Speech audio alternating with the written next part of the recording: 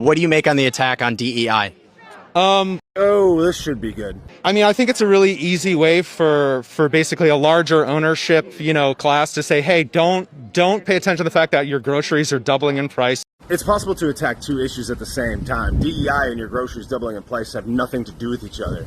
But go on. Don't pay attention to the fact that nobody can buy a house. People are still buying houses, but it's becoming cost prohibitive primarily because of inflation as well as the interest rates, which are a reaction to the inflation. The inflation is caused by reckless money printing and spending, which arguably both parties do. The other contributing factor is the cost of building a house and repairing a house, which is primarily because of the cost of oil, which was largely inflated due to leftist policies. Oh yeah, and tens of millions of people pouring over the southern border illegally and having to have a place to stay might also be affecting that as well.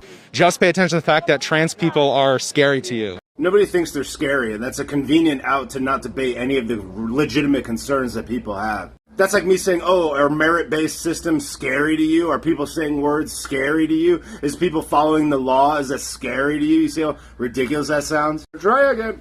And DEI is a fun buzzword.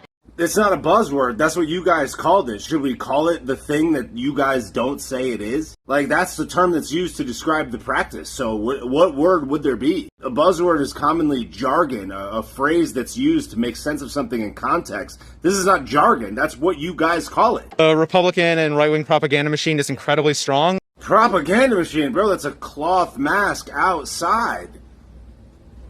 And people who otherwise they're just not engaged, and people, they've got multiple jobs, they're just too bogged down to pay attention to things, to learn about things, and systems keep them uneducated. Yeah, the systems that keep them uneducated are primarily what the right is trying to reform, whereas the left solution is throw more money at it. And if people are too bogged down to pay attention to things, well, then they take the information that's the closest and easiest for them to access. Which right now, regrettably, is still the mainstream television news media, magazines, and newspapers, which are all primarily owned by the left wing.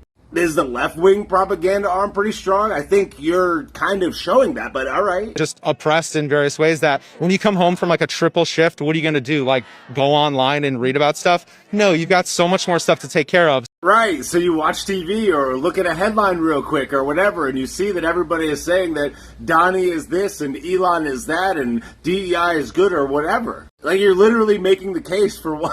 All right, I don't blame anybody for, getting into like the right-wing hole. The right-wing hole, bro. Cotton mask outside, bro. But it's like, we'll see how good the propaganda machine is for the next few years. Yeah. Yes, the propaganda machine. We'll see how good it is for the next few years. It's so funny to refer to people breaking through from persistent propaganda as also propaganda. Stay safe, I guess.